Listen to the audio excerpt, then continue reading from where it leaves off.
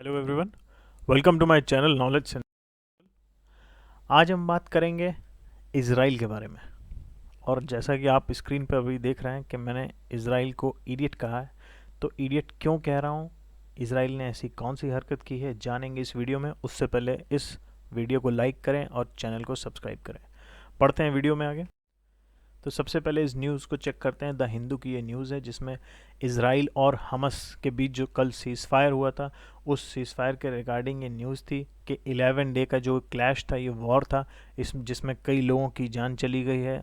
हज़ारों rockets Israel से Hamas की तरफ फायर किए गए हैं, हमास से इज़राइल की तरफ फायर किए गए हैं, और दोनों तरफ जो लोग हैं, सिविलियंस जो हैं, वो बराबर सफ़र कर रहे हैं। तो ये जो 11 डे का क्लैश था, ये एकदम ख़त्म हो चुका था और दोनों ही म्यूचुअली अग्रीड कर गए थे अनकंडीशनली। लेकिन उसके बाद कुछ ऐसे इवेंट्स हुए जो टोटली अनसर्टेन हैं। अभी तक कुछ स्पष्ट खबरें नहीं आ रही हैं कि क्यों ऐसा हो रहा है, जानेंगे आगे। तो ये इज़राइल के गवर्नमेंट का ऑफिशियल ट्विटर हैंडल है, जहाँ से उन्होंने ये ट्वीट किया है और अपने लोगों को एक मैसेज दिया है।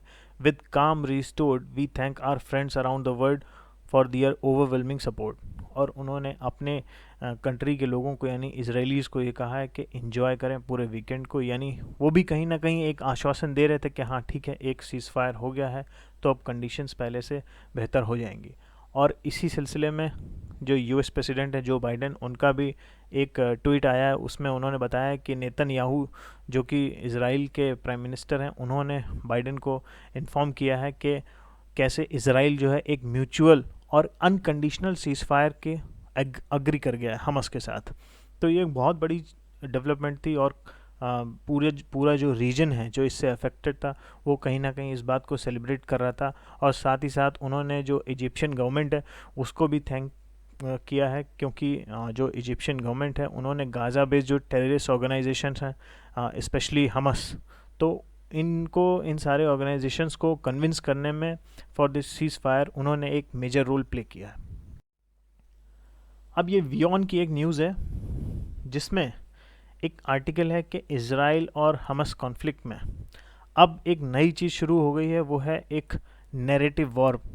नैरेटिव वॉर का मतलब है कि अब इज़राइल और हमस अभी भी दोनों ऑपोजिट साइड हैं, और अब दोनों के बीच जो झगड़ा है वो इस बात का, इज़राइल का कहना है कि इस पूरे कॉन्फ्लिक्ट में हम जीते, और हमस क्लेम कर रहा है कि नहीं, हमारी जीत हुई है।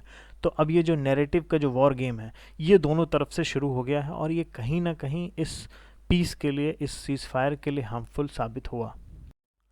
अब स्क्रीन पर सामने अल जज़ीरा का एक न्यूज़ आर्टिकल है जिसमें लिखा है कि Israel and Hamas claim victory as fragile ceasefire holds. यानी अल जज़ीरा भी इस सीज़ फायर का जो फ्रेजिलिटी है उसको देख रहा, उसको ऑब्ज़र्व कर रहा था, और उन्होंने ये क्लेम किया है कि जो हाँ, इज़राइल और हमस है, जो दोनों के बीच ये वॉर गेम जो चल रहा है इस समय, कि नहीं, हम जीते हम जीते, तो ये कहीं ना कहीं इफ़ेक्ट करेगा इस सीज़ फायर को।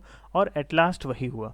और इसी बीच इसमें यूएन ने भी अर्ज किया था इजरायली पुलिस से कि जो है वो अल अक्सा मॉस्क का जो कंपाउंड है, उस पूरे कंपाउंड में प्रेयर्स होने दें, क्योंकि अब सीज़ फायर हो गया है। तो नेक्स्ट डे फ्राइडे था, तो फ्राइडे में जो जुम्मा की जो नमाज़ होती है वो वहाँ पर होने दें उस समय के लिए। अब उसी में एक नई खबर ये आई है कि फ्राइडे को जब लोग इकट्ठा हो गए सीज़ फायर के बाद, तो देखा गया कि पूरे फ़लस्तीन में इस बात को सेलिब्रेट किया गया, सीज़ फायर को काफ़ी लोग एंजॉय कर रहे थे, पटाखे फोड़े गए और दूसरे जेस्चर्स लोगों ने दिखाए to celebrate this ceasefire. लेकिन अब इसी बीच क्या हो गया कि जो अल अक्सा मॉस्क का जो पूरा कंपाउंड है, उस पूरे कंपाउंड में जो इजरायली फोर्स थी, जो इजरायली पुलिस है, वो एंटर कर गई और दोबारा से क्लैशेस स्टार्ट हो गए। तो जानेंगे ये क्लैशेस दोबारा से क्यों स्टार्ट हो गए, और इसराइल ने ये जो बेवकूफ़ाना हरकत है ये क्यों की कि एक बार जब सीज़फायर हो गया तो उसके बाद पुलिस को दोबारा उस मॉस्क में, एक जो प्लेस ऑफ वर्शिप है, वहाँ पर एंटर करने की क्या ज़रूरत है। तो इस पूरे 11 डे का जो वॉर था, इसमें अब तक 250 लोग, इससे भी ज़्यादा लोग मारे जा चुके हैं, और इज़राइल और हमस दोनों ही विक्ट्री क्लेम कर रहे हैं इस समय।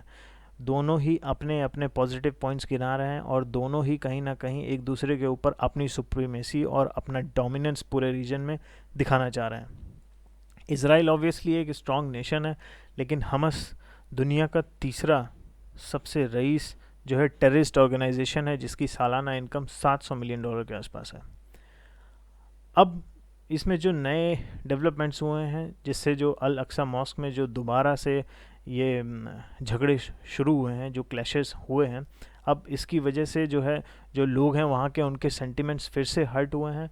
और इसमें जब इज़राइल से पूछा गया कि आपकी जो पुलिस है वो क्यों एंटर कर गई, कैसे एंटर कर गई, तो इजरायली पुलिस के जो स्पोक्स पर्सन थे उन्होंने कहा कि एक ग्रुप था पैलेस्टीनियंस का जिन्होंने पत्थर फेंके और पेट्रोल बम्स का इस्तेमाल किया, उन्होंने एक राइट भड़काने की कोशिश की। तो जो भी पुलिस ने, इजरायली पुलिस ने जो भी एक्शन लिया है just to suppress these ritual activities, nothing else. अब ये ऐसा क्लेम है बट अभी ऐसा कुछ कहा नहीं जा सकता है कि, क्योंकि जो इज़राइल का कहना है, इज़राइली पुलिस का, कि एक ग्रुप था तो 10, 20, 25 लोगों का एक ग्रुप हो सकता है, लेकिन अब उसके लिए एक बड़ी संख्या में आप सैकड़ों पुलिस वालों को, आप एक जो प्लेस ऑफ वर्शिप है और वो भी इतना ज़्यादा सेक्रेट प्लेस ऑफ वर्शिप है, वहाँ पर इतने ज़्यादा नंबर में अंदर घुसना और उन ग्रुप्स के अलावा जो नॉर्मल सिविलियंस, जो इनोसेंट लोग थे, उनको भी मारना पीटना, दिस इज़ कम्प्लीटली इलॉजिकल, ये समझ के बाहर है। और अब तक इसमें 20 से ज़्यादा लोग इंजर्ड हो चुके हैं। ये एक भाई साहब की फ़ोटो है जो इज़राइल जो पुलिस है उनकी जो क्लेम कर रही है कि वहाँ के जो लोग थे, एक ग्रुप था जिसने स्टोन पेल्टिंग शुरू कर दी और पेट्रोल बम्स का इस्तेमाल किया। तो ठीक है, लेकिन ये एक छोटा ग्रुप हो सकता है। इन एक छोटे ग्रुप की वजह से आप एक बड़े पूरे ग्रुप को, पूरी जो कम्युनिटी है उसको आप सफ़र करने पे मजबूर नहीं कर सकते हैं। अब जानेंगे कुछ और चीज़ें। हमस का कहना है कि उसने जो डिफेंस ऑफ जेरूसलेम है, उसने जेरूसलेम को अपने दम पर बचा कर रखा है। अब ये तो अलग ही थ्योरी है, क्योंकि जेरूसलेम पहले भी इज़राइल के कंट्रोल में था, आज भी है, हालांकि वो इलॉजिकल है। दिस इज़ एक्सेप्टेबल कि इज़राइल ने, क्योंकि 1967 में फोर्सफुली एंटर कर लिया था और पूरा ईस्ट जो जेरूसलेम है उसको उस पर कब्ज़ा कर लिया था, बट हमस का क्लेम अभी भी यही है कि जो है हमने जेरूसलेम को बचा लिया है। I don't know from which logic. और इज़राइल का कहना है कि हमने जो एयर स्ट्राइक्स की हैं, जो अलग अलग टाइम पर इतनी एयर स्ट्राइक्स की हैं, हैवी बॉम्बिंग की है, उसकी वजह से हमने हमस को बहुत नुकसान पहुंचाया। और ये करेक्ट है काफ़ी हद तक, क्योंकि उन्होंने उन हमस के लिटरली पूरे गाज़ा में जितने भी, तो उसमें से एक मेजर पोर्शन जो उनके ठिकाने थे उनको ख़त्म कर दिया, उनको काफ़ी ज़्यादा स्ट्रेटजिकली नुकसान पहुंचाया। अब लेकिन जब सीज़ फायर हुआ तो उस समय दोनों साइड के, चाहे वो इजरायलीज़ हों या गाज़ा में रह रहे लोग हों या पैलेस्टीन में वेस्ट बैंक में रह रहे लोग हों, सब सेलिब्रेट कर रहे थे कि ठीक है सीज़ फायर हो गया है, अभी चीज़ें नॉर्मल होंगी दोबारा।